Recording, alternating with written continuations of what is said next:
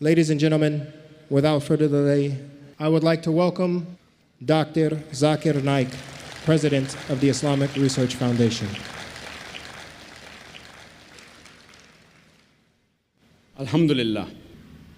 Wassalatu wassalam ala rasulillah wa ala alihi wa sahbihi ajma'in. Amma ba'd. A'udhu billahi minash shaitanir rajim. Bismillahir rahmanir rahim. Awalam yara allazina kafaru anna samawati wal arda kanat ratkan fastaqnahuma wa ja'alna minal ma'i kulla shay'in hay afala yu'minun. Rabbi shrah li sadri wa yassir li amri wahlul 'uqdatam min lisani yafqahu qawli. My respected elders, hangafoota kiyya kabajamoo akkasuma obboleeyyan kiyya jaalatamoo hunda keessanuu nagaya islaamaatiin assalaamu alaykum wa rahmatullaahi wa barakaatu jeetiin isin simadha. Nagaya rahmataa fi barakaan rabbii ol aanee subhaanahu wa ta'aala hunda keessa wajjin haa ta'u. Mata dureen haasawa kiyya galgala irraa qur'aanaa fi saayinsiin ammayyaa wal simammoo wal didan kan jedhu ta'a. Qur'aanni kabajamaan waxyii xumuraa fi goolabbii kan ergamaa xumuraa fi goolabbii Nabi Muhammad sallallahu alaihi wasallam irratti buufame. Kitaabni tokko kitaaba rabbiiti jechuudhaaf, kitaabni tokko waxyii rabbi biraa buufame jechuudhaaf qormaata barabaraa kan isa mudatu jala dabruu qaba. Duraan waggoota kumaan dura yeroo mucjizaa turte. Alhamdulillah, qur'aanni kabajamaan mucjizaa caalu. Boodarra ammaas waggoota kumaan dura wayita qur'aanni buufamu yeroo ogbarruu fi walaloo turte. Yeroo san keessa qur'aanni buufame. Alhamdulillah, hayyoonni muslimaa fi musliman tahinilleen qur'aanni kabajamaan kitaabban ogbarruu afaan arabaa keessaa isa hunda caalu ta'uu isaarratti walii galanii jiran. Rabbiin subhaanahu wa ta'aala namoonni yoo dandahan waan qur'aana fakkaatu akka fidaniif qormaata isaaniif kennee jira.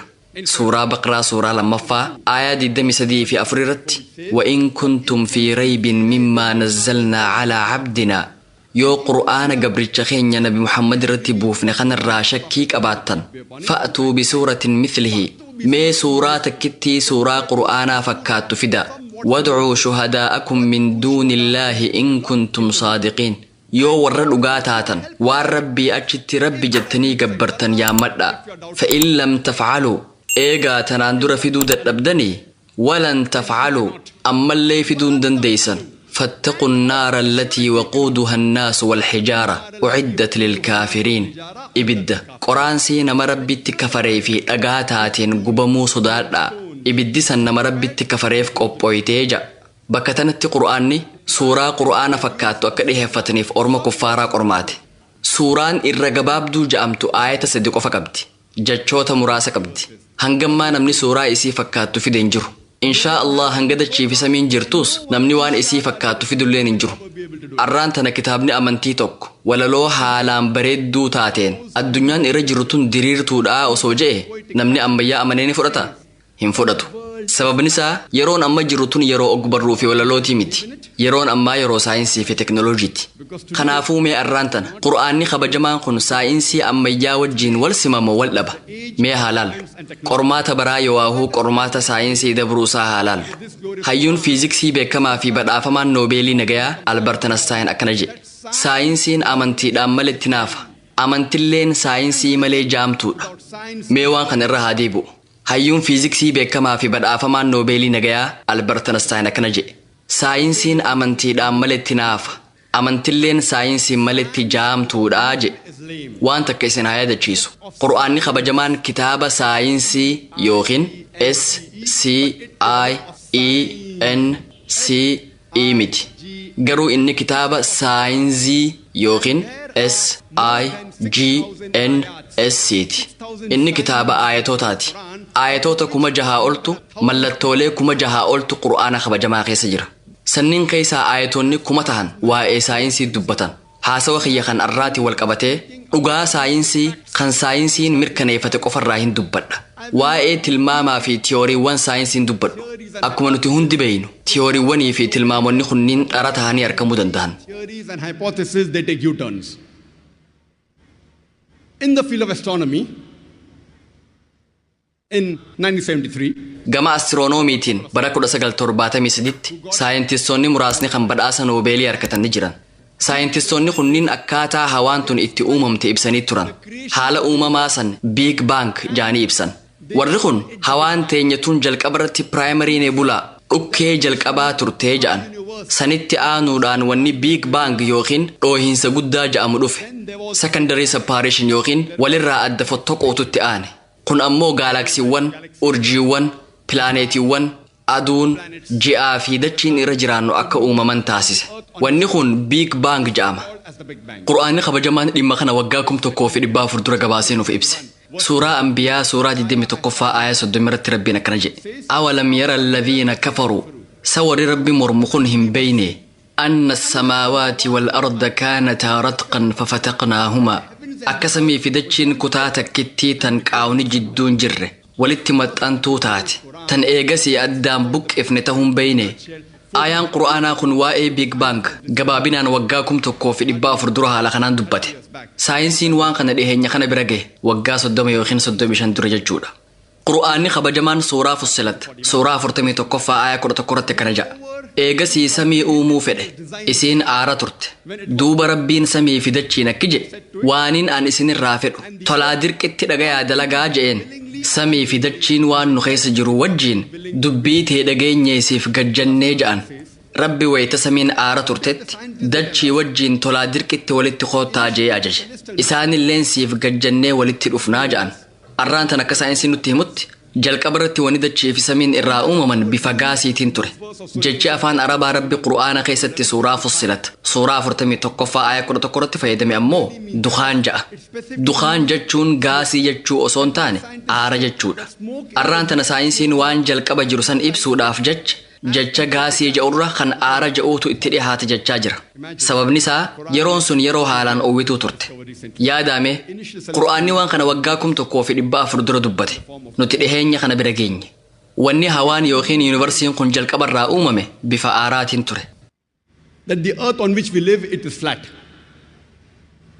It was in 1500 amma dura ilmi namaa dachiin irra jirru tun diriirtuudhaa jee amanaa ture bara 1577tti namni Sir Francis Drake jedhamu eega dachiirra naannaween booda lafti teenya tun waan geengoo fakkaattii jedhe qur'aanni garuu suuraa luqmaan suuraa 31ffaa aaya 29 irratti akkana jedhe alam tara anna allaha yuuliju lleyla fi nnahaari wa yuuliju nnahaara fi lleyl akka rabbiin halkan guyyaa keessa seensisee akkasuma guyyaa halkan keessa seensisuun beekanii waan tokko wal keessa seensisuun adeemsa suutaa fi dhawaataan raawwatamu halkan suuta je'ee guyyaa keessa seena guyyaanis suuta je'ee dhawaataan halkan keessa seena dachiin osoo diriirtuu taate wanni hundi battalumatti jijjiirama guyyaan halkan keessa dhawaataan seenuu akkasuma halkan guyyaa keessa dhawaataan seenuu hin danda'u rabbiin dhaamsuma wal fakkaataa suuraa az-zumar suuraa 29ffaa aaya 5 irratti akkana jedhe rabbiin halkan guyyaa irratti marsee guyyaa halkan irratti marsa jechi afaan arabaa rabbiin aayaa kana irratti fayyadame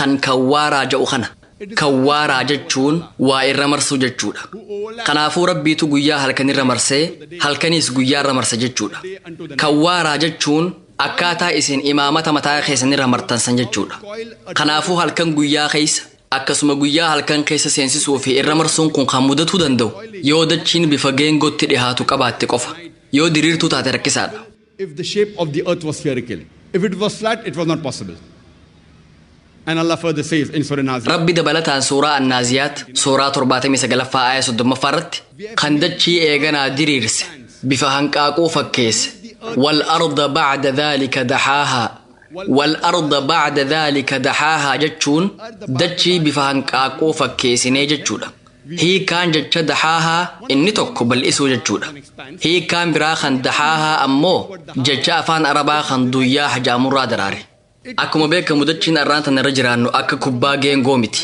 gubbaa fi jalaan diriirtee jidduun ammoo bal'atti jechi afaan arabaa kan duyyaa haja'u hanqaaquu hunda jechuu miti qajeelatti hanqaaquu guchii ibsuudhaaf tajaajila hanqaaquu guchii yoo laaltan gubbaa fi jalaan diriirtee jidduun bal'atti yaadame qur'aanni kabajamaan waggaa 1400 dura bocni dachiirra jiraannu ji'oosfeerikaal yookiin gubbaa fi jalaan diriirtee jidduun bal'attee jee ibse spherical qofa jeen dhiisne hanqaaquu guchii fakkaattii je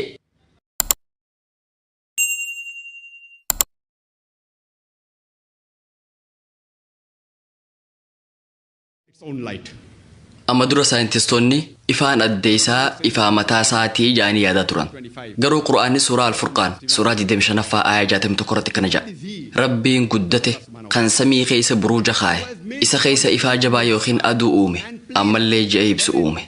Jecha afaan arabaa kan qura'aana keessatti aduu ibsuuf yeroo hedduu tajaajilu shamsa kan jedhu kana. Ifni isarraa maddu ammoo siraaj, wahaaj yookiin diyaax jaamee ibsama.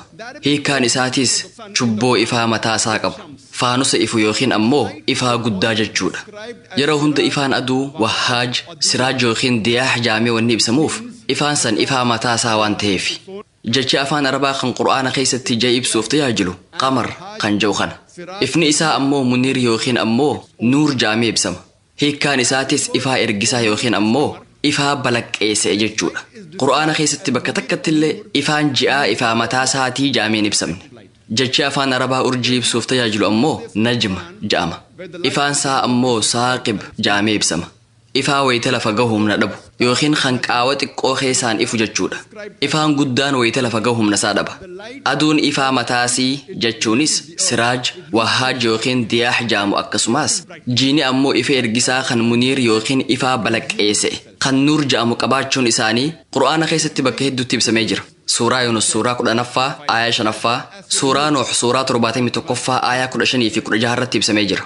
Qur'aanni suuraa At-Taariq suuraa 86ffaa aayaa 3ffaa irratti kana jedha. An-najmu thaaqib ifaa ji'aa wayita ibsu rabbiin ifaa uree seenuu je dukkana uree seena. Dur saayintistoonni Awurooppaa dachiin irra jiraannu tun wiirtuu sirna aduu fi hawaatii jaanii yaadaa turan. Pilaanetoonni hundi aduu fi jiini dachira naannawanii jaanii amanan. Wanni kunis ji'oosentirizim jedhama. Yaanni kun dhaloota Nabi Iisaa alayhi salaam dura jaarraa lammaffaa keessa yeroo Tolomirraa kaasee hanga jaarraa 16ffaatti itti amanamaa ture. Nikolaas Koppornikas bara 1512tti waa'ee sochii pilaanetootaa irratti tiyoorii hiliyoosentirik jedhamu qabatee dhufe. Namni kunis wiirtuun sirna hawaa kanaa aduudha. Pilaanetoonni hundi dachiis dabalatee aduura naannawanii je. Boodarratti saayintistiin Jarmanii kan Yohannis Kepler jedhamu bara 1609tti kitaaba isaa kan Astronomiyaa Noovaa jedhu keessatti akkana jechuun katabe. Pilaanetootaa fi dachiin aduu qofara naannawanii hin dhaabbatan. Akkuma aduura naannawan isaanis matuma isaaniirra maranii je. Wayitaan barataa ture barumsa kiyya bara 1982tti xumure. Pilaanetootaa fi dachiin aduura naannawan akkasumas ifirraas ni maran kan jedhu dubbiseetiin ture. Akkasumas sirnoonni hawaa keessaa hundi gaalaksiiwwanis ni naannawan. Garuu aduun bakkaan sossootuu ja'an. Akka yaada kanaatti aduun bakkuma tokko dhaabbatti jechuudha. Garuu wayitaan aayaa qura'aanaa kan suuraa Anbiyaa suuraa 21ffaa aayaa 33 irratti argamu dubbisu wahin arge.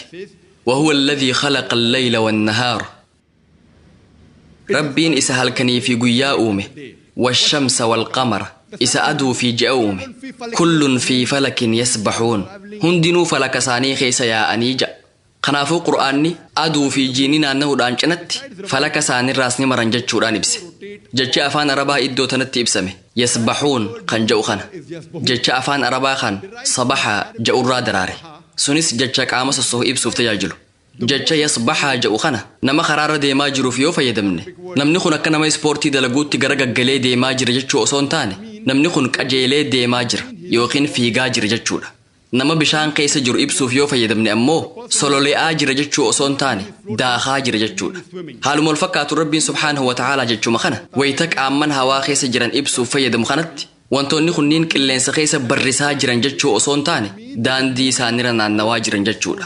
Falaka isaanirra maraa jiran jechuudha. Kanaafuu akka qura'aanaatti aduu fi jiini naanna'uudhaan cinatti falaka isaanirraas ni maran jechuudha. Arraantana saayinsiin aduunis ifira naannawaa jiraachuu sii beekuu danda'e. Qajeela ija keenyaan aduu laaluu hin dandeenyu. Namni qajeela aduu laala yoo jedhe ija ifii jaamsa. Meeshaa aduu ittiin laalan qabaattanii aduu ifitti dhiheessuu dandeessan taanaan mallattooleen garagaraa yookiin spots aduura jiraachuu isaanii hubatuu ni dandeessan. Mallattoon aduura jiru sun marsaa tokko naannawee fixuudhaaf guyyaa 25 itti fudhata. Kana jechuun aduun marsaa takka naanna'uudhaaf guyyaa 25 itti fudhata jechuudha. Yaadame wayita mana barumsaa turre sanitti aduun dhaabbattuudha. Hin sossootu jedhamnee barsiifamne. Qura'aanni ammoo waggaa 1400 dura aduun ni naannoyitii jedhe. Ammaan tana alhamdulillah manneen barumsaa hundi aduunis ni naannoyti. Yaada jedhu fudhatanii jiran. Suuraa Yaasiin suuraa 36ffaa aayaa 40ffaa irratti aduun ceetee ji'a dhaqqabdee ifaa irraa deemsisuu hin qabdu. Halkanis guyyaa duran dabru. وكل في فلك يسبحون هندينو فلك سانيرا ديماني جا أما أنت نساين تسوني أوربيتين أدو في جاء خنجرجراتي جان Kanaafuu aduun ceetee ji'a dura bahuu hin dandeessu. Kun waan qur'aanni jedhe. Arraan tana saayinsiin akkanutti himutti aduun gara kallattii tokkoo kan solar apex jedhamuu imalaa jirti. Sirna constellation of Hercules yookiin Alpha Raayilaa jedhamu keessa saffisa sakandii takkaan maayila 12 yookiin kiiloomeetira 20 taheen deemutti jirti. Arraan tana saayinsiin akkanutti himutti nuti ifa aduu argachuu kan dandeenye wal nyaatiinsa keemikaala waggoota biliyeenaan dura jalqabeerraa arganne. Guyyaa tokko wal nyaatiinsi keemikaalaa kun ni dhaabbata. Kun ammoo ifaan aduu akka dhaamu taasisa. Kunis jireenyi dachii tanaa akka dhaabbatu godha. Saayintistoonni wanni kun mudatuuf ammaas waggoota biliyeena hedduu fudhataa jiran. Qur'aanni dhaamsa wal fakkaataa suuraa Yaasiin suuraa 36 aayaa 38 irratti akkana jedha. Washamsu tajrii limustaqarrin lahaa. Aduun dandeetii rabbiitiin bakka sii gahuuf deemti. Jechi afaan Arabaa iddoo tanatti ibsame mustaqar kan jedhu kana. Jechi kun hiika lama qaba. Bakka murtaawaa yookiin yeroo murtaayaa jechuudha. Arraan tana saayinsiin aduun gara bakka murtaawaa tokkoo kan solar apex jedhamu imalaa jirti. Akkasumas yeroo murtaayaaf jiraattii jedhee nutti himutti jira. Kanaafuu hiikaan jecha mustaqar jedhu lachuu akka saayinsiitti kan bakka murtaayaa fi yeroo murtaayaa jedhuun sirriitti walitti gala. Yaada Qur'aanni waan kana waggaa 1400 dura ibse. Quran mentions this 1400 years ago. When I was in school, I had learned wayita mana barumsaa turretti wantoota sadiitu jira jedhanii nu barsiisan. Jajjaboo, dhangala'oo fi gaasiidha. Amma dura saayinsiin hawaan sirna astiroonomiitiin ala jiru vaakiyuumiidha. Yoahuu wanni takkallee bakka san hin jiru jee amana. Boodarratti saayintistoonni hawaa sirna astiroonomiitiin ala jiru kana keessatti riqichoota argan. Kanaafuu vaakiyuumii yookiin duwwaa miti jechuudha. Waan kana ammoo pilaazmaa jedhanii yaaman. Wanni bifa akka gaasiitiin jiru kun aayiniiwwan poozitiivaa fi negatiiva tahan walqixaa qaba. Qur'aanni waan kana waggaa 1400 dura suuraa Al-Furqaan suuraa 25 aayaa 59 irratti akkana jechuudha ibse. Rabbiin isa samiiwwanii fi dachii akkasumas wantoota isaan jidduu jiru uume. Samii fi dachii jidduu waatu jira. Arraan tana saayinsiin pilaazmaan kun akka maatarii afuraffaatti lakkaa'amuu ni danda'a jechaa jira. they say that this plasma can be considered as the fourth type of matter. Today science also tells us saayinsiin yeroo ammaa tana baqqaanni qilleensaa kun akka dhimbiibduutti tajaajilaa jira. Raadiyeeshinoota hamaa tahan kan hawaa keessaa gama dachii dhufan nurraa deebisaa jira. Ifaawwan hamoo tahan X-ray fi ultraviolet jedhaman akka dachii hin dhaqqabne taasisa. Kun ammoo wanni lubbuu qabu dachiirra kana ga'an jiraatu taasisa. Dhimbiibduun yookiin baqqaanni kun osoo jiraachuu baate lubbuun takkalleen dachii tanarra turuu hin dandeessu. Qur'aanni suuraa Al-Anbiyaa suuraa 21 aayaa 32 irratti akkana jedha. Samii gombisaa dachii badurraa eegu goonee jirra. Arraan tana saayinsiin akkanutti himutti gombisaan badirraa eegu kun osoo jiraachuu baate dachii tanarraa lubbu qabeeyyiin hundi ni badan turan. we have made the heavens, the Arabic word is samawat. We have made the heavens, that is the sky, as a canopy well guarded. Today science has come to know that this protected ceiling, without this, life would have ceased to exist on the face of the earth. It was in 1925, a very famous scientist. Bara 1925tti saayintistii fi astiroonomarri beekamaan Edwin Hubble jedhamu gaalaksiiwwan walirraa fagaataa jiran jedhee dubbate. Kana jechuun hawaan tun bal'ataa jirti jechuudha. Qur'aanni dhimma kana waggaa 1400 dura suuraa Az-Zaariyaat suuraa 51 aayaa 47 irratti akkana jechuun ibse. Nuti uumama samii bal'ifnee uumne. Jechi afaan Arabaa kan muusicuun jedhu hawaan bal'oo tahuu yookiin bal'ataa jiraachuu ibsa. Qur'aanni waggaa 1400 dura hawaan bal'ataa jirtii jechuun ibse. Nuti waan kana dhiheenya kana amata 80 fi 90 dura beeyne. Akka saayintistiin beekamaan Stephen Hawking kitaaba isaa A Brief History of Time jedhu keessatti barreessetti qorannoon ammayyaa kan hawaan bal'ataa jiraatuu si bira gahe kun argannoo guddicha jaarraa kanaatii jedhe. Kun garuu Qur'aana keessatti waggaa 1400 dura ibsame. Namoonni musliman tahin khawaan kana shakkan ummanni Arabaa gama astiroonomiitiin ummata beekumsa jabaa goonfate waan ta'eef Qur'aanni waa'ee astiroonomii haala kanaan dubbachuun isaa waan nama dinqisiisuu miti jechuu danda'an. An dubbii isaanii tan ummanni Arabaa gama astiroonomiitiin ummata beekumsa jabaa qabu jettuun walii gala. Garuu wantiin isaa yaadachiisuu barbaadu ummanni Arabaa gama astiroonomiitiin beekumsa jabaa kan qabaachuu danda'e eega Qur'aanni bu'ee jaarraa tokko ol dabreen booda. Kanaafuu uummanni Arabaa waa'ee astiroonoomii Qur'aana irraa baratan malee Qur'aanni isaan irraa hin baran. Qur'aana keessa dhimmoota astiroonoomii hedduu kan uummanni Arabaa hin dubbatinii fi nu ammoo dhiheenya kana bira geenye hedduutu jira. Gama fiiziksiitiin jaarraa hedduu dura tiyoorii atoomizim jedhamutu jira. Tiyooriin kun uummata Giriikiin keessattuu warra Dimokiraat jedhamaniin bu'uureeffame. Uummanni kun waggaa 2300 dura dachii tanarra jiraataa turan. Akka tiyoorii atoomizimii kanatti atamiin wantoota dachii tanarra jiran keessaa isarra xiqqaadha. Uummanni Arabaatis dhimma kana ni beekan. Jechi afaan Arabaa kan atamii ibsuudhaaf tajaajilu isa zarraax jedhu kana. Uummanni Arabaatis wanni irra xiqqaan atamii gadii hin jiru yaada jedhu amanaa turan. Qur'aanni waa'ee atamii irraa ni dubbata. Arraan tana gama fiiziksiitiin eega saayinsiin sadarkaa guddaarra gaheen booda atamiin waan xiqqaa dachii tanarra jiru kan amala elementoota hundaa qabatuu danda'uu fi kan qoodamuu danda'u ta'uusaa bira gahamee jira. Kana jechuun Qur'aanni wanni dubbate sirrii miti jechuudha. Qur'aanni suuraa 7 suuraa 34ffaa aayaa 3 irratti fi suuraa Yunus suuraa 10ffaa aayaa 61 irratti yaada kana akkanatti ibse. Warri kafare qiyaamaan nutti hin dhuftuu je'i rabbii kiyyaan isiniif kakadhee qiyaamaan isinitti dhufti. Rabbiin khawwaan namarraa fagoo hunda beeku. Rabbiirraa wanni takkalleen hin dhokattu. Wanni haga mizaanaa xiqqolleen yookiin zarraa samii fi dachii keessatti wanni sanii gadilleen wanni sanirra guddoolleen tan kitaaba wanni hundi keessatti katabame keessa jirtu maleen taane. Kanaafuu Qur'aanni waan dhokataa ni beeka. Waa'ee atamiitis ni beeka. Kitaaba isaa keessatti wanni atamii gadii fi oliitiis akka jirtu ibsee jira. Qur'aanni waggaa 1400 dura wantoonni atamii gadii akka jiran ibse. Waan kana saayinsiin dhiheenya kana bira gahe.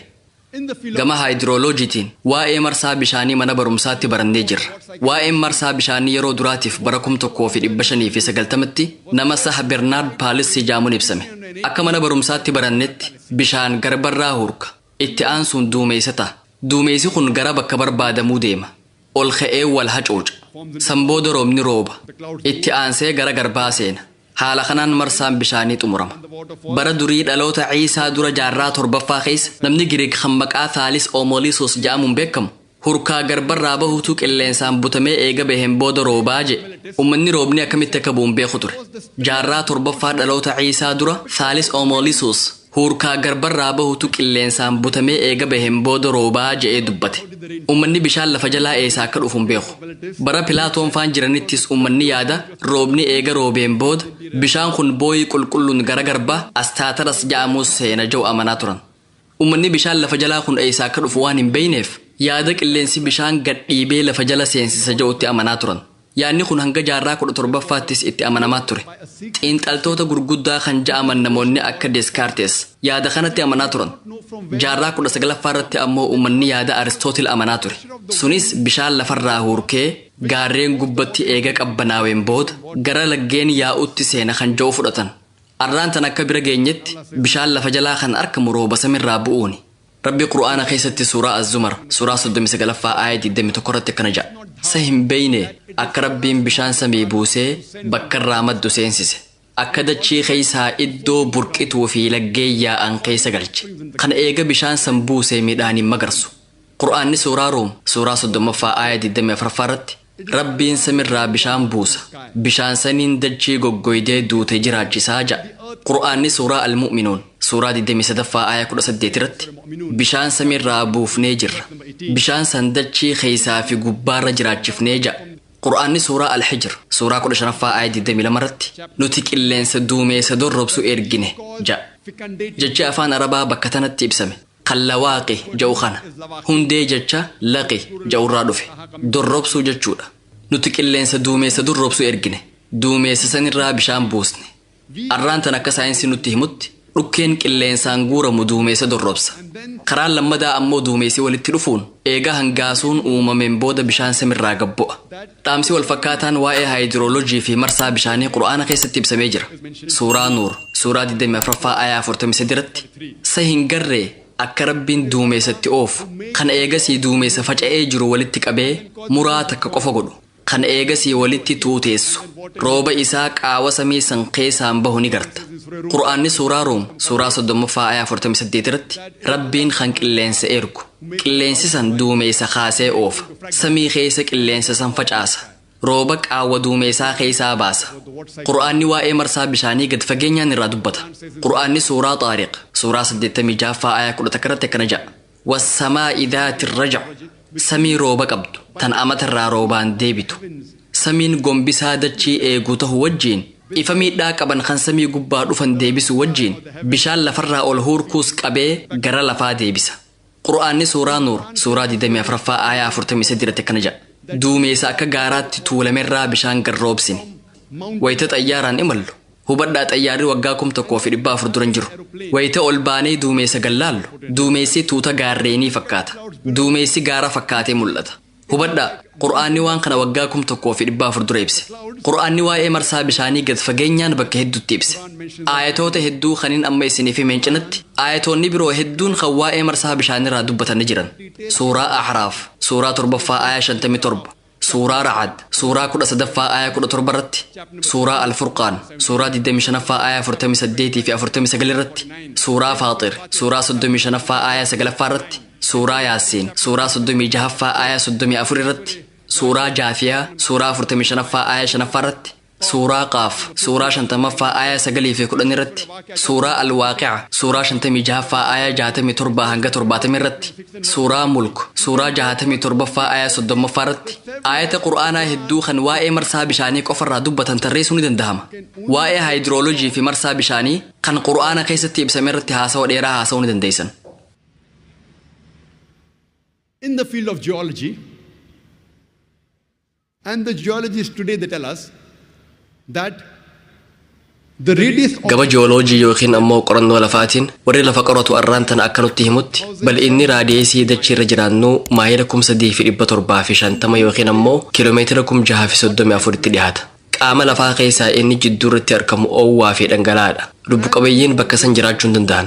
Lakkuma ol siqaa deemuun qabbanaawaa dhufa. Qaamni gubbaan jiru kan nuti ammaan tana irra jiraataa jirru kun furdinni isaa maayila 30 yookiin kiiloomeetira 48 hin caalu. Warri lafa qoratu akka nutti himutti qaamni lafaa nuti amma irra jiraataa jirru kun sossahuu danda'a. Kanaan wal qabatee warri qorannoo irra jiru kun yaada folding phenomenon mudannoo gaarreen akka ol ka'an taasisu irratti ibsa kennaa jiran. Sababa folding phenomenanii fi ol ka'uu gaarreeniitiin dachiin sossahuu dhabdee tasgabbiin jiraataa jirti. Qur'aanni suuraa Annaba suuraa 78ffaa aayaa 6 hanga 7 irratti akkana jedha. Sanuti dachii uumnee akka afaatti hin bal'ifne wal jibaala awtaada ammaas gaarreen utubaa dachiin goone. Jechi afaan Arabaa kan awtaad jedhu waan akka shaqaalaa yookiin xiribbaa ibsuudhaaf tajaajila. Xiribbaa yoo lafatti dhaabnu irra guddaa isaa lafa jala dabarsinee xiqqoo qofa gubbaa irratti hambisna. Inni faayidaa guddaa qabu lafa jala gaffageeffama. Qur'aanni gaarreen akka utubaa dachii goonee jedha. Arraan tana saayinsiin gaarreen hidda gaffagaatee lafa jala seenee qaban jedha. Wanni akka gaaraatti ol bahee gubbaa irratti argaa jiru kun ammoo akka cabbii xiqqoo bishaanirraati. Cabbii bishaanirraa yoo laaltan inni guddaan bishaan jala kan jiru hoggaa ta'u kan gubbaan jiru ammoo xiqqaadha. Saayinsiin gaarreen akka utubaatti lafatti gad dhaabamanii jiran jedhee nutti himaa jira. Qur'aanni dhimma kanarraa waggaa 1400 dura dubbate. Suuraa Naaziyaat suuraa 79ffaa aayaa 32 irratti akkasuma suuraa Gaashiyaa suuraa 88ffaa aayaa 19 irratti kan gaarreen dachiirra dhaabne akka dachiin hin sossoonee fi ja'a. Gama qorannoo lafaatiin kitaaba mata duree The Ears jedhamuun maxxanfameetu jira. Kitaabni kun gama jiyooloojiitiin kitaaba irra gaarii jedhamuun kan beekamuu fi kan yuunivarsiitiiwwan hedduu keessatti faayidaarra oolaa jiru. Namoota kitaaba kana barreessan keessaa namni Frank Press jedhamu kan pirezidaantii Akaadaamii Saayinsii Ameerikaa duraanii turee fi akkasuma pirezidaantii Ameerikaa duraanii Jimmy Carteriif gorsaa ture. Kitaaba kana keessatti wayita waa'ee gaarreenii barreessu. Gaarreen hidda gaffagoo akka qaban akeekuuf yaalee jira. Fakkiidhaanis agarsiise. Gaarreen ol ka'anii nutti mul'ataa jiran kunniin xiqqaa akka ta'anii fi qaamni gaaraa inni guddaan lafa jala gallixee akka argamu ibse. Gaarreen kanniintu akka dachiin hin sossoone eegaa jira jechuun barreesse. Kun ammoo waan Qur'aana keessatti waggaa 1400 dura suuraa Anbiyaa suuraa 21ffaa aayaa 31 irratti fi suuraa Luqmaan suuraa 31ffaa aayaa 10 irratti ibsame. Rabbiin dachii keessa gaarreen gurguddaa dhedheeraa dhaabee jira. Akka dachiin hin sossooneef. Qur'aanni qajeelatti dalagaan gaarreenii akka dachiin hin sossoone eeguu akka ta'e nuuf ibsa. Kana ammoo saayinsiin dhiheenya kana beekuu danda'e. Gama ooshinoloojii yookiin qorannoo laggeeniitiin aayaa Qur'aanaa tokkotu jira. Suuraa Furqaan suuraa 25ffaa aayaa 53 irratti akkana jedha. Rabbiin kan bahara lama wal maddii yaasu tokko mi'aawaa kan dheebuu nama baasu kuun ammoo akkaan soogiddaawaa fi hadhaawaadha. Rabbiin bahara lamaan jidduu waa walitti yaa'uu dhoorku godhe. And the other salty and bitter. Though they meet, they do not mix. There is a barrier which is forbidden to be trespassed. The same message is repeated in Surah Rahman. Dhaamsi wal fakkaataan suuraa Ar-Rahmaan suuraa 55ffaa aayaa 19 irratti مرج البحرين يلتقيان ربين بحر لما ياسيجر جدو إسان لميني جردو تجر ولتم مخمن نتي هندنو بشام مئاوا في سوق الداوانا كجرني بين والردري آية قرآن ربين بحر لما ياسيجر جدو إسان لميني جردو يوخين برزخا تجر ولتهم مخمن جأوه بطو في روج الراكن رام سساق أجيلة بيخون دندين مفسروتا في وري قرآن رتي إبسخنن آية خانك أجيلة هبطو نتو الفاتتر أران تنويت ساينسين قدتي بكم سانجباتت bishaan mi'aawaa finnee bishaan soo giddaawatti yoonaynu osoo walitti makamin iddoo lamaan san jidduutti qabiyyeen bishaanii jijjiiramee girdoo ta'ee hafuusaa hubanne iddoon ijaan hin mul'anne kan bishaan tokkorraa gara bishaan biraatti nama ceesisu kun akka qura'aanaatti barzakh jedhama girdoo hin mul'anne jechuudha wanni kun warra saayinsiitiin qoratamee mirkanaa'ee jira saayintistii beekamaa fi yuunivarsiitii koloraadooti Profeesar Oceanology kan ta'e Profeesar Hey aayaa qura'aanaa kana eegaa arkeen booda waan qura'aanni dubbate saayinsiin dhiheenya kana bira gahee jechuun ragaabe haalli kun ijuma teenya tanaanuu waan argamuu danda'u fiixee biyya Afrikaa kibbaa magaalaa Keeptaawunitti wayita bishaan lama gamaa gamanaa walitti yaa'u halluu bishaanii ijaan laallee arguu ni dandeenya fakkeenyi biraa ammoo biyya Masiritti wayita lagni Naayil galaana Meeditiraaniyaanitti makamu kan mul'atu fakkeenyi gaariin ammoo isa Galf Stream jedhamu bishaan kun kiiloomeetira 60 lakkaa'amu deema Meeksikoorraa jalqabee gara baha kaaba Ameerikaa imala sanbooda ammaas gara bahaatti imaluun hanga lixa ardii Awurooppaatti yaa'a kiiloomeetira 60 lakkaa'amuuf imaluus bishaan biraatti makamu daangaa Galf Stream kanarra yoo dooniidhaan deemtanii bishaan lameenirraa waraabdanii osoo dhamdhamtanii tokko mi'aawaa ta'uusaa tokko ammoo osoo giddaawaa ta'uusaa ni hubattan oowwii qilleensaa kallattii lamaaniin jiruu garaagarummaa qaba quraanni dhimma kanarraa waggaa 1400 dura dubbate gama baayoloojiitiin quraanni suuraa anbiyaa suuraa 21ffaa aayaa 30ffaa irratti akkana jedha waja'alnaa minal maa'i kulla shay'in hayyin afalaa yu'minuun bishaaniin waa hunda jiraachifne sahin amananii yaada dachii arabaa gammojjummaan beekamtu keessatti aayaa qura'aanaa waa hunda bishaaniin jiraachifnee jedhu rabbi buuse eenyutu aayaa kana yeroo sanitti dhugaadha jee amanee fudhata arraan tana eega saayinsiin guddateen booda wanni uumame hundi seelii akka qabu beekuu dandeenya qaamni seelii inni ijoon ammoo saayitoopilaazim jedhama inni kun ammoo dhibbeentaa 80 waan ta'u bishaaniif keessaa qaba arraan tana saayinsiin wanni lubbuu qabu hundi qaama keessaa bishaan dhibbeentaa 50 hanga 90 qaba jechuun nutti hima qura'aanni suuraa nuur suuraa 24ffaa aayaa 45ffaa irratti akkana jedha nuti lubbuu qabeeyyii dachirra jiru hunda bishaanirraa uumne qura'aanni suuraa furqaan suuraa 25ffaa aayaa 54 irratti akkana jedha rabbiin isa bishaanirraa nama uume gama bootaniitiin amma dura biqiltoonni saala dhiiraa fi dhalaa ja'amu qaban isa joo hin beeynu ture waan kana dhiheenya kana beekuu dandeenya dhiheenya kana jechuun waggaa 100 waggaa 200 waggaa 300 dura jechuudha qura'aanni suuraa xaahaa suuraa 20ffaa aayaa 53ffaa irratti rabbiin kan samii rooba roobse rooba saniin gosa waan meeruu hunda tan adda addaa baase jechi afaan arabaa as biratti ibsame azwaaja kan jedhu kana hiikkaan isaatis waahila bultii jechuudha as biratti dhiiraa fi dhalaa jechuudha dhaltuu fi hormaa kanaafuu qura'aanni gosti biqiltuu hundi saala qaba dhiiraa fi dhalaadhaa jedhee nuuf himaa jira arraan tana saayinsiin biqiltoonni hundi saala dhiiraa fi dhalaa qaban jedhee nuuf himaa jira biqiltoonni saala tokko qofa qabaniis amaluma saala qabatanii san qaban qura'aanni suuraa ra'ad suuraa 13ffaa aayaa 3ffaa irratti akkana jedha rabbiin kan midhaan hundirraa gosa lama uume firiiwwanis dhiiraa fi dhalaa tahanii uumaman arraan tan akka beekuu dandeenyetti biqiltuun takka sadarkaan guddina sii kan xumuraa firii kannuudha sadarkaa sanirra gahuun dura sadarkaa daraaraatu jira sanyii dhiiraa fi dhalaatu sadarkaa kanarra jira poolaniin dhufee eega wal tuttuqan booda firii arkan kunis amala addaa kan dhiiraa fi dhalaa qabatee uumama muduraaleen paartinookaarpik firiitti ja'amuun beekaman kanneen akka muuzaa ananaas fiig burtukaanni faan amala addaa qaban warri kun warra poolineeshiniin uumamanii miti ta'us amala addaa kan mataa isaanii kan dhiiraa fi dhalaa qaban qura'aanni suuraa yaasiin suuraa 36ffaa aayaa 36ffaa irratti akkana jedha rabbiin waa hundarraa qulqullaawe kan waan adda addaa tan gosa gosaa hunda uume midhaan dachiin gosa adda addaa biqilchiturraa ammallee lubbuu isaaniirraayis gosa 2 dhalaa dhiira uume ammallee waan isaan hin beeynirraa gosa gosa uume rabbiin waa hunda qindii godhee uumuu isaa nuuf hima ilma namaa bineensotaa fi biqiltootaan cinattis wanni nuti hin beeyne uumamanii jiran arraan tan akka barannetti wantoonni akka elektirikaatu waan pozitiivaa fi negatiiva ja'amu qaban elektiroonii fi porotoonii waan ja'aman qaban wantoonni nuti hin beeynes hedduutu jira rabbiin waa hunda qindii godheetiin uumee ja'a waan nuti beeynuu fi kan nuti hin beeynes qindii godhee uume And many things which we don't know.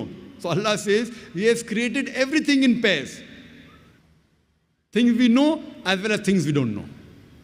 In the field of zoology, the Quran says in Surah Anam, chapter number 6, verse number 38. we have made every animal that lives on this earth and every creature which has wings and flies in the air. gama zoola jiitiin qur'aanni suuraa an'aam suuraa jahaffaa aayaa 38 irratti wanni lafarra yaa'u hundi wanni goflaa lamaaniin barrisu hundi ummatuma akka keeysaniitii jedha. Arraan tana saayinsiin bineensotaa fi allaattiiwwan akkuma ilma namaa gamtaan jiraatuu isaanii beekuu danda'ee jira. Qur'aanni suuraa Nahl suuraa 16ffaa aayaa 68 fi 69 irratti akkana jedha. Rabbiin kanniisa dalagaa barsiisee akki je'een gaara keessatti yookiin goda keessatti mana jaaradhuu keessa gali. Mukarraayis mana godhuu keessa gali. Waan namni siif jaarurraa gaagura bakka keessa galtu godhuu qubadhu. Waan midhaan yookiin daraaraa ta'e hundarraa waa nyaadhu. Karaa Rabbiin keessi barsiisee deemee rizqii barbaaddadhu. Dhiheenya kana waggoota muraasa dura saayintistiin Kaarl foon Firiish jedhamu akkaataa sochii fi amala kanniisaa irratti ibsa waan kanneef badhaasa noobeelii argate. Qur'aanni kanniisaan mana gaara keessatti, goda keessatti, mukarratti, bakka namni siif jaaru keessa qubadhu. Karaa Rabbiin keessi barsiisee deemee rizqii barbaaddadhu hoggaa jedhu maal jechuusaati.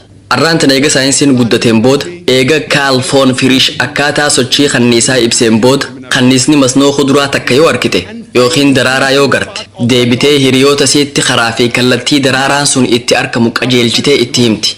Sunis karaa bii daansi jedhamuun daraaraa akka guuran taasisa.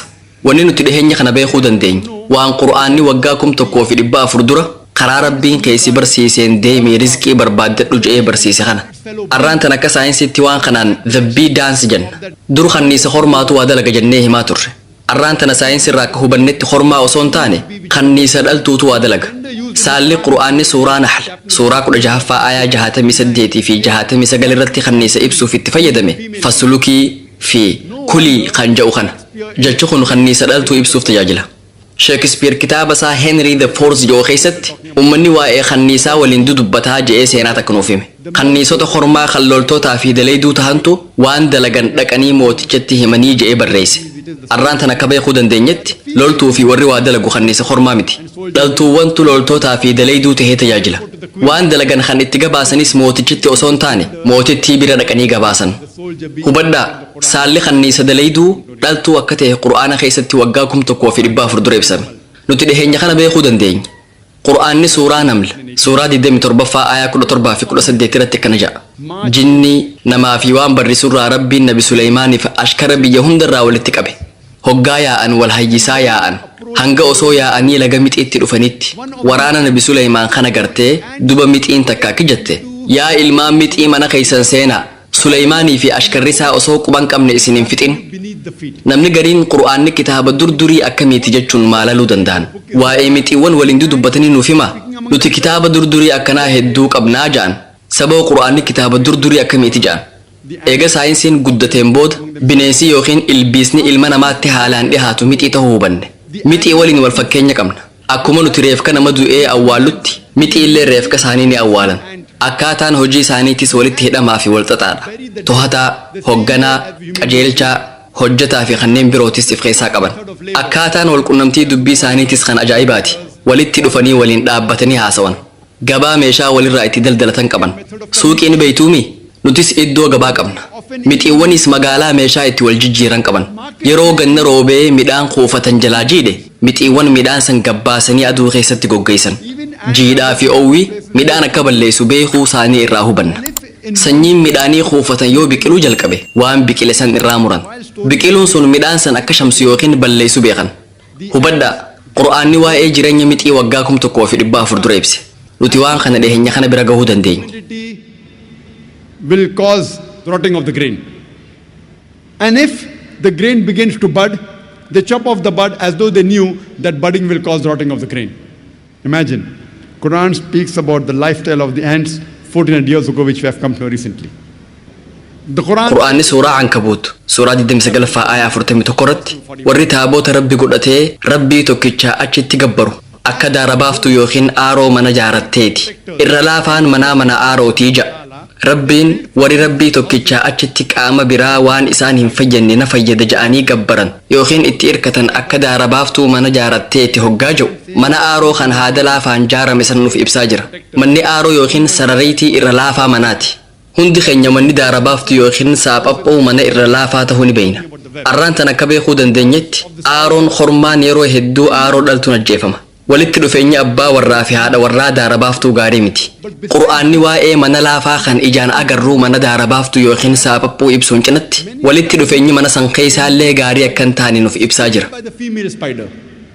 The relationship of the husband and wife is not good in the spiders.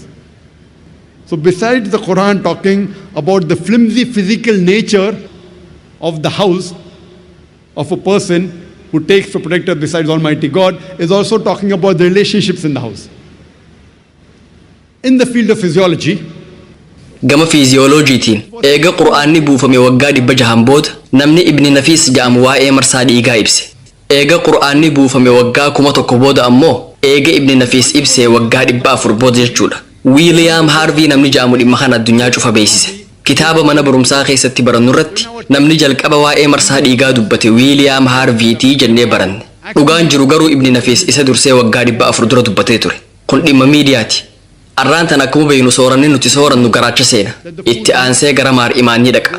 Fiiziyooloojiin wal qabatee waa'ee marsaa dhiigaa fi uumama aannaniitiin wal qabatee gabaabatti wanniin isiniif ibsu. Sooranni maar imaan eega seeneen booda wanni soorata san keessaa dhimbiibamee bahe gara ujummoo dhiigaatti makama. Takka dhiigatti makamnaan qaama hunda dhaqqaba. Xannachi maamaarii jedhamu kan qophaa'uu aannaniitiif barbaachisus soorata kana ni argata. Waa'ee marsaa dhiigaa fi uumama aannanii irratti wanni nuti dhiyeenya kana beekuu dandeenya. Qur'aana keessatti waggaa 1400 dura ibsamee jira. Suuraa An-Nahl suuraa 16ffaa aaya 66 irratti beeladaa keessa waan isin gorfamtanii rabbitti amantaniitu jira.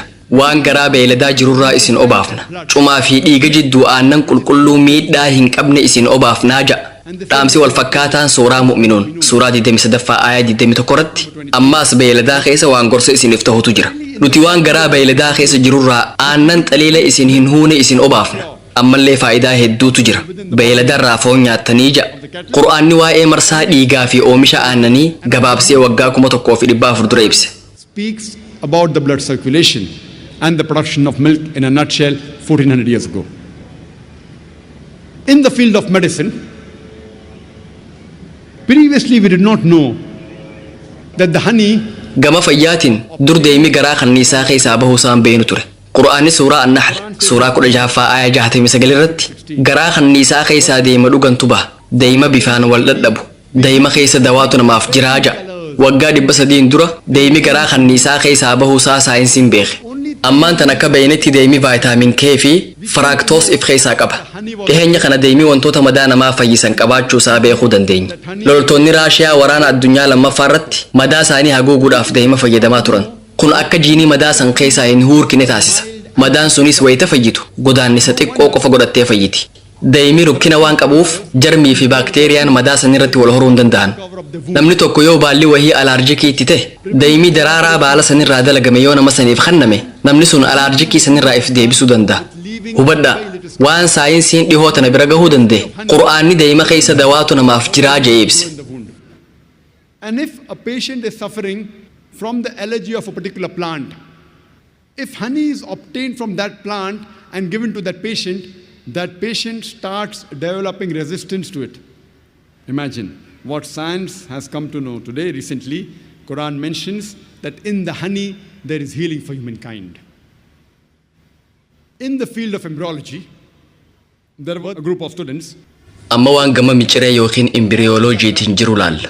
Barattoonni muraasni qur'aanaa fi hadiisa keessaa wantoota mata duree imbiriyooloojii irratti xiyyeeffatan walitti qabaa turan. Sanbooda aayaa qur'aanaa kan suuraa Nahl suuraa 16ffaa aayaa 43 irratti akkasumas suuraa Anbiyaa suuraa 21ffaa aayaa 47 irratti argamu faana dhahan. Sunis fas'aluu ahla dhikri in kuntum laa ta'lamuun. Yoo ifii kan beekne taatan warra beeku gaafadhaa ja'a. Barattoonni kunniin qur'aana keessaa dhimma miciree yookiin imbiriyooloojii irraa aayaan haasa'u galuu fi dide. Kanaafuu barattoonni Arabaa kanneen aayaa qur'aanaa dhimma imbiriyooloojii irraa dubbatu walitti eega guuraniin booda gara afaan Ingiliffaatti hiikanii nama Profeesar Keith Moore jedhamu bira geessan. Kun bara 1970 keessa waan mudate. Yeroo sanitti Profeesar Keith Moore dhimma imbiriyooloojii irratti nama beekumsa jabaa qabu. Yuunivarsiitii Torontoo kan Kanaadaatti argamutti hoogganaa dipaartimantii anaatoomiiti. Namni kun hiikkaawwan aayatoota qur'aanaa hunda eega gad fageenyaan laaleen booda aayaleen qur'aanaa hedduun kan waa'ee imbiriyooloojii dubbatan kan saayinsiin yeroo kanatti bira gahuu danda'e hundaan waliifiin galaa jedhe. Garuu aayaa qur'aanaa muraasa kan an sirriidha jechuun dandeenyeetu jira. Dogongoraas jechuun danda'u. Sababni isaa anuu waa'ee saniin beekuu jedhe. Aayaaleen lamaan inni mirkaneeffachuu dadhabe aayaalee qur'aanaa kan jalqaba buufaman kan suuraa calaq suuraa 96ffaa aaya 1ffaa fi 2ffaati. Iqra bismi rabbika alladhii khalaq khalaqa al-insaana min calaq. Maqaa rabbii keetii isa waa hunda uumeetiin qare. Rabbiin ilma namaa dhiiga ititaarraa uume. Imbiriyooloojii jechuun barnoota akkaataa guddina daa'imaa kan gadaameessa keessaa qoratu. Akkaataa guddina daa'imaa kan sadarkaa jalqabaati qorata. Namni Profeesar Kiit Muur jedhamu kun sadarkaan imbiriyooloojii jalqabaa yookiin sadarkaan ilma namaa kan jalqabaa dhiiga ititaa yookiin uumama leech fakkaatuu isaa hin beekuu je. Kana booda garuu kutaa qorannoo isaa deemee maayikiraaskooppii humna guddaa qabu fayyadamee sadarkaa imbiriyootan jalqabaa laale. Sadarkaa imbiriyootanaas uumama leech yookiin ulaan ula jedhamuun wal bira qabee laale. Wal fakkeenya jara lamaanii agarraan haalaan ajaa'ibatti ta'e. Booda irratti dhimma imbiriyooloojiitiin wal qabatee gaafiilee qur'aanaa fi hadiisa keessaa babbahan 80 ta'an gaafatame. Gaafiilee kanneen waggaa 30 dura osoo na gaafattanii kana jechuun ammarra dhaabbannee waggaa 60 dura jechuudha. Gaafiilee kanneen keessaa walakkaa deebisuu hin danda'u. Sababni isaa saayinsiin waa'ee imbiriyoo qoratu waan dhiheenya kana beekamee je. Namni kun odeeffannoo haaraa harkatu hunda kitaaba isaa kan The Developing Human jedhu keessatti galmeessaa ture. Kitaabni The Developing Human jedhamu kitaaba barattoonni waa'ee fayyaa yookiin medicine baratan kan waggaa jalqabaa heddumminaan itti fayyadaman. Anis wayitaan kolleejjii fayyaa Mombeetti baradhu fayyadamaatiin ture. Yoo qabxii ittiin dabran qofa harkattanii gara sadarkaa itti aanutti cahuu barbaaddan kitaaba nama Inderbiir Siingi jedhamuun barreeffame dubbistan. Yoo qabxii guddoo imbiriyoo harkachuu barbaaddan ammoo kitaaba Profeesar Kiit Muur dubbisuu qabdan. Profeesar Kiit Muur odeeffannoo haaraa qur'aanaa fi hadiisa keessaa harkate kitaaba isaa kan maxxansa 3ffaa keessatti barreessee ture. Kitaabni kun kitaaba dhimma fayyaatiin wal qabatee nama dhuunfaa tokkoon barreeffame jedhamee badhaasa harkatee jira. Booda kitaabni kun afaanota addunyaa hedduutti hiikame. Profeesar Kiit Muur odeeffannoon an qur'aana keessaa harkadhetuun waan nama dhuunfaarraa argamuu miti. Kan qur'aana kana barreesse rabbii ol aanaa ta'uu qaba. Nabi Muhammad sallallahu alaihi wasallam ergamaa rabbii sanii ta'uusaa waliifin galaa je.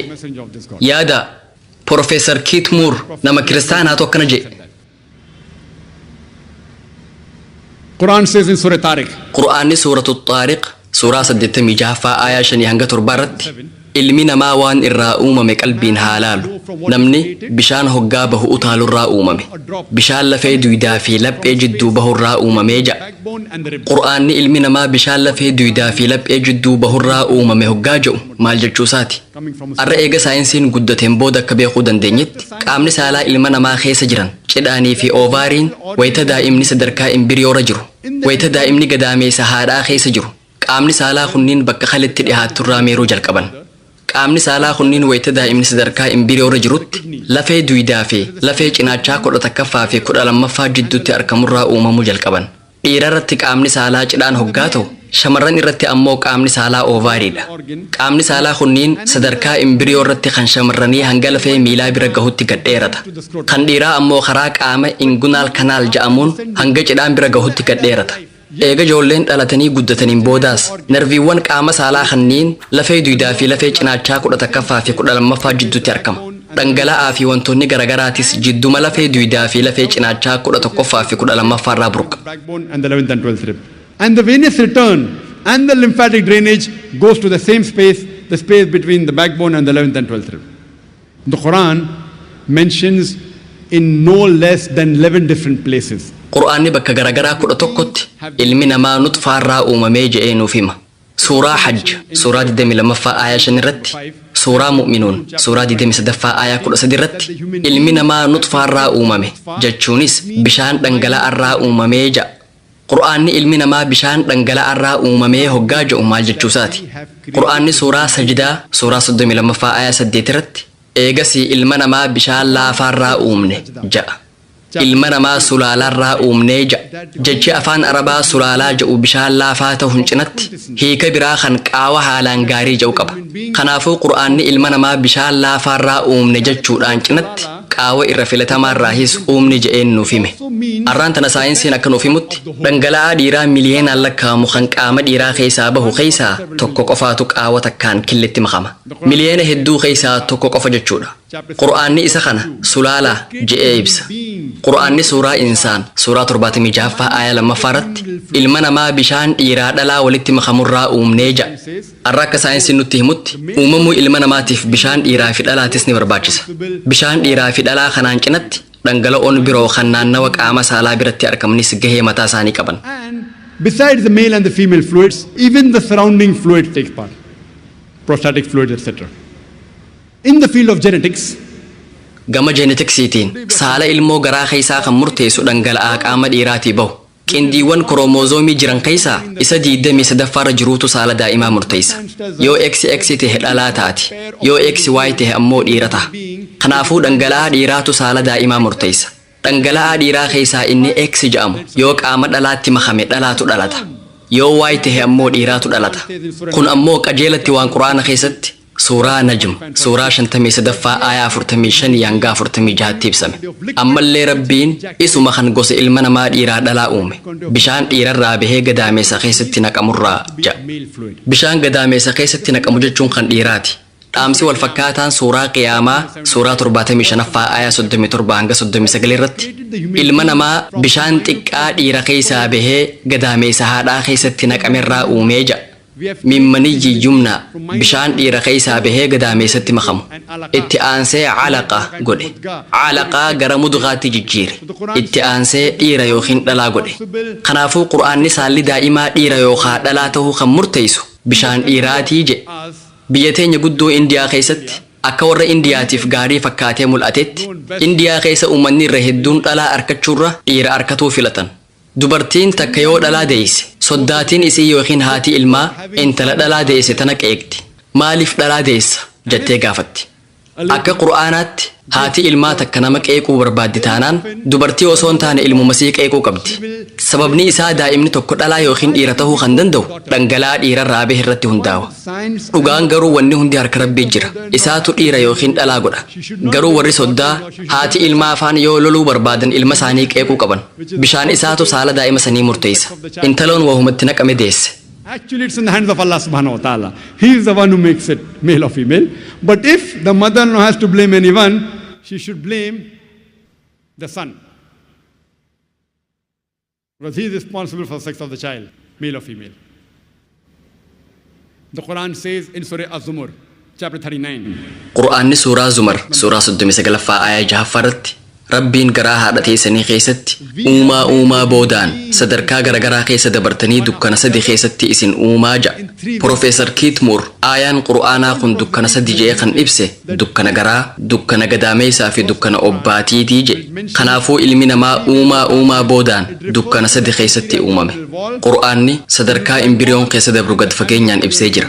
Suuraa Mu'minuun suuraa 23ffaa aaya 12 hanga 14 irratti dhugatti abbaa namaa gosa biyyee hundarraa uumne. Eegasii nutfaa yookiin bishaan namni irraa dhalaturraa uumne. Nutfaa san gadaameessa jabaa keessa keenye. Eegasii nutfaa san calaqaa yookiin dhiiga ititaa goone. Eegasii foon goone. Duba foon san lafee goone. Eegasii lafee san foon uwwisne. Eegasii uumaa biraa isa uumne. Warra waasa waru hundara Rabbiin caalaa ta'e ja'a. Aayaaleen Qur'aanaa sadan kunniin akkaataa guddina ilma namaa kan gadaameessa keessaa jalqabarraa kaasanii gad fageenyaan ibsan. Jalqabarratti nutfaarraa uumnee jedhe bishaan dhangala'aa laafaa jechuudha. Kana duratti irraa dubbannee jirra. San booda nutfaa gara calaqaa jijjiire. Nutfaan ulaan ula fakkaata jechuudha. Kanaas irraa dubbannee jirra. Jechi afaan Arabaa kana calaqaa jedhu hiikkaa sadi qaba. Inni tokko ulaan ula waan fakkaatu jechuudha. Kan lammadaa waan wahitti maxxanu jechuudha. Hiikkaan sadaffaa ammoo dhiiga itite jechuudha. Kanaafuu imbiriyoon sadarkaa calaqaarra jiru ulaan ula fakkaata. Uumama dhiiga qaama keessaa xuuxu fakkaata. Karaa obbaatiitiin haadarraa soorata isa barbaachisu fudhata. Yookiin uumama dhiiga xuuxu fakkaata. Kanaafuu imbiriyoon ulaan ula fakkaatuudhaan cinatti amalli isaatis kanuma ulaan ulaa fakkaata. Hiikkaan lammadaa kan wahitti maxxanu jechuudha. Akkuma nuti beeynu imbiriyoon jidaara gadaameessaa haadhaa irratti maxxana. Ji'oota 9 wayita gadaameessa keessa jiru sanitti gadaameessatti maxxanaadha. Hiikkaan sadaffaa calaqaa ammoo dhiiga itite jechuudha. Akka saayinsiin ammaan tana nutti himutti dhiigni sadarkaa jalqabaarra jiru san dhiiga qaama keessa yaa'uu miti. Dhiiga ititee dhaabbate. alhamdulillah hiikaan sadeen jecha calaqaa waan saayinsiin ammayyaa qorannoon bira gahe waliin tokkuma aayaan san itti fufuudhaan qaraaran makiin keessa keenyee ja'a bakka eeggamaa jechuudha akkuma nuti beeynu daa'imni garaa keessatti gama alaatiin lafee duwidaatii fi irree teessumaa yookiin hudduutiin marfamee eeggama keessatti ammoo garaadhaan gadaameessaa fi dhangala'aa obbaatiitiin tiifama kanaafuu saayinsiin daa'imni gadaameessa haadhaa keessatti eeggumsi jabaan isaaf godhamuusaa ragaa bahee jira aayaan itti fufuudhaan calaqaa gara mudgaatti yookiin foonitti jijjiirree ja'a foon san foon alaanfatame fakkaata Profeesar Kiitmuur waan akka pilaastikaa fuudhee boca ulaan ulaa fakkeesse kun sadarkaa jalqabaa kan imbiriyooti itti aansuun ilkaansaa jidduu kaayee ciniine kunis foon ciniiname akka fakkaatuufi bocni ilkaanii pilaastika sanirratti hafe iddoo lafeen duwidaa yookiin ispaayinaal koordiin irraa daraaru fakkaate aayaan itti fufuudhaan foon san lafeetti jijjiirre jedhe lafee san ammoo fooniin uwwifne eegasii uumama biraa isa uumnee jedhe qur'aanni wayita uumama biraa isa uumne jedhu maal nutti himaa jira hanga sadarkaa kana bira gahutti sadarkaaleen jiran mudgaa cidaama laxmi keessa dabree uumama biraa hanga tahutti sadarkaaleen guddinaa jiran kan uumama biraatiinis wal fakkaataadha qurxummiin hilleensi uumamni biraatii sadarkuma kanaa tana keessa dabran sadarkaa tanniin eega xumureen booda guddinni ilma namaa kallattii biraa qabata mataa harka miila nutti godha isa kanaan qur'aanni uumama biraa isa uumnee jedhe rabbiin kan warra waasa waru hundarra caale qur'aanni sadarkaa guddina imbiriyoo gad fageenyaan ibse Profeesar Kiitmuur akkana jedhe ibsi bocarratti hundaa'ee qur'aana keessatti kenname calaqaa waan ulaan ula fakkaatu mudgaa foon ciniiname kan fakkaatu cidaamaa lafee laxm foon jedhu kun qoqqoodamiinsa saayinsiin ammayyaa kanne caalaa ibsa gad fageenyaan kenna saayinsiin sadarkaa duraa sadarkaa lammadaa sadarkaa sadaffaa sadarkaa afraffaa jechaa deema kan adda baasanii hubatuun nama dhiba ibsi qur'aana keessaa ammoo kan gad fageenyaan ibsamee fi kan hubatuudhaafis namaaf laafuu jedhe jaarraa 16ffaa fi 17ffaa keessa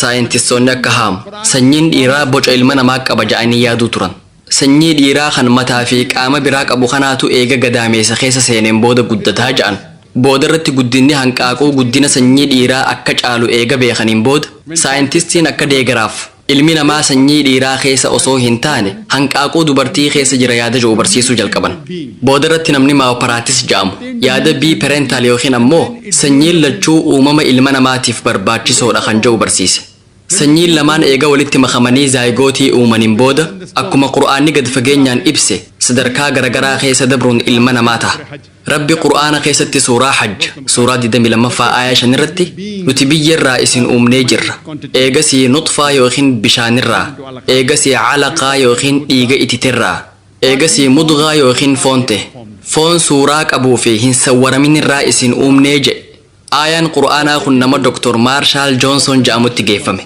namni kun biyya Ameerikaa magaalaa Filaadelfiyaa Yuunivarsiitii Sah Toomaas Jeefarsan Inistituutii Daarlingitti hogganaa muummee anaatoomiiti akka saayinsiitti imbiriyoo sadarkaa tanarra jiru garaa keessaa baasnee osoo baqeessinee qoranne qaamni gariin uumamee gariin ammoo kan hin uumaminiitu jira kanaafuu Profeesar Joonson akkana jedhe imbiriyoo sadarkaa tanarra jiru uumama guutuu jennee yoo ibsine dogongora ta'a sababni isaa qaamni gariin sadarkaa tanarratti hin uumaman gama biraatiin guutumaan guututti ilma namaatii miti yoo jennees dogongora sababni isaa qaamni gariin uumamee jira kanaafuu uumama sadarkaa tanarra jiru ibsuudhaaf wanni akka jecha qur'aanaa kanaa gaariin hin jiru gariin kan suuraa qabu gariin kan suuraa hin qabne akkana haa jennuunii jedhee dubbate akka afaan arabaatti jechu kun waan adda bahee fi kan addan bahin ja'ameetis ni ibsama Profeesar Joonson sadarkaa tanarratti seeliin gariin kan adda bahe gariin ammoo kan addan bahintu jiraa jedhee ibse qur'aana keessatti suuraa sajdaa suuraa 32ffaa aayaa 9 irratti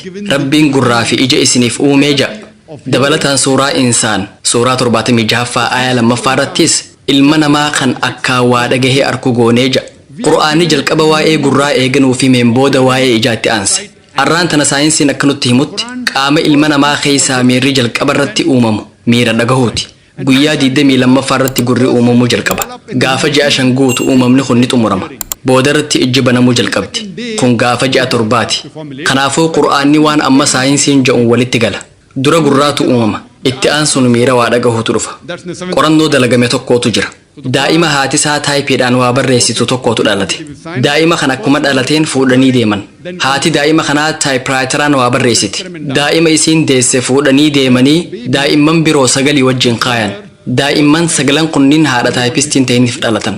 San booda sagaleen taayipiraatar teeppii irraa baname. Daa'ima dubartii taayipistii saniif dhalate malee kuuwwan jiran hundi ni rafan. Sababni isaa daa'imni dubartii taayipistii saniif dhalate wayita garaa keessa jiru sagalee taayipii dhagahaa ture. Daa'imni sun sagalee san duraanuu waan beekuuf hin sodaan. Hadiisni hedduun kan dubartiin garaa qabdu qur'aana qara'uu qabdi jedhutu jira. Arraan tana saayinsiin dhalaan garaa qabdu wanni isiin laaltu, wanni isiin dhaggeeffattuu fi wanni isiin caqastu daa'ima dhalatu irratti dhiibbaa mataa isaa qabaa ja'a. Haasawa kiyya xumuruun duratti qabxii lamaan takka dabaluun fedha. Qur'aanni suuraa qiyaamaa suuraa 75ffaa aayaa 3 hanga 4 irratti warri rabbitti kafaran waan ja'an nuuf ibse. Eega duuneen booda eega ilmi namaa du'ee awwaalamee lafeen gargar yaateen booda guyyaa qiyaamaa rabbiin akkamitti qaama keenya walitti deebisa ja'anii gaafatan. Rabbiin deebisaa isaaniif kanneekki jedhe isa warri rabbitti kafare waan nuti deebinee isa kaafnee jiraachisuuf lafee isaa walitti hin qabne isaa dhugatti walitti qabna. Walitti qabu wajjiin fiixee qubbeen isaa uumnee deebisuu ni dandeenya. Rabbiin subhaanahu wa ta'aalaa guyyaa qiyaamaa nama du'aa kaasuu miti. Qaama isaa kaasuu miti. Fiixee qubbeen isaa tuniin deebisa hoggaa ja'u maal nuuf ibsa. Namni Saah Faransis Goolt jedhamu bara 1880 keessa waa'ee ashaaraa qubaa harkachuu danda'e. Quba nama miliyoonaan lakkaa'amuu osoo walitti qabne kan tokkootu waliin fakkaatu jedhe. Arraan tana namoonni hedduun keessattuu poolisiin FBI, CIA, CID namoota adda baasuudhaaf warra badii dalage warra waa hate adda baasuuf ashaaraa qubaaf fayyadaman. Sirna ashaaraa qubaa kan namni bara 1880tti beekuu danda'e kana rabbiin ol aane waggaa 1400 dura nuuf ibse. Lafee qofa osoo hin taane ashaaraa qubaatu akka duraan jirtutti deebisee jaara. Fakkeenyi xumuraa kannuudhaan haasawa kiyya goolabuun barbaada. Fakkeenyiin isiniif kannu kan Profeesar Tagatat Tajesan jedhamuuti. Profeesar Tagatat Tajesan biyya Taayilaand Yuunivarsiitii Chiang Maayitti hogganaa muummee anaatoomiiti. Namni kun waa'ee miirota dhukkubbiin itti dhagahamu irratti yeroo isaa gad fageenyaan kannuun qorannoo gaggeesse.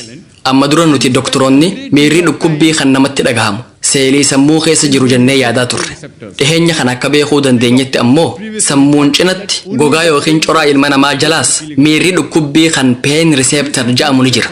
Miirri dhukkubbii harkisan peen riseeptar osoo jiraachuu baatanii ilmi namaa dhukkubbiin ittiin dhagahamu. Kanaaf yoo namni ibiddaan gubatee gara doktoraa dhufe doktorri waan qara qabu fuudhee bakka gubate san waraana. Yoo namni gubate sun dhukkubbiin itti dhagahame doktorri ni gammada. Gubbaa qofaan gubate jechuudha. Peen riseeptar yookiin miirri dhukkubbii jalaan jiru humaan taane jechuudha. Yoo namni sun dhukkubbiin itti dhagahamuu baate doktorri ni gadda. Sababni isaa miirri dhukkubbii du'e jechuudha. Gubaa gad fagaate jechuudha. Qur'aanni suuraan isaa suuraa 4ffaa aayaa 56 irratti isaan aayatoota keenyatti kafaran.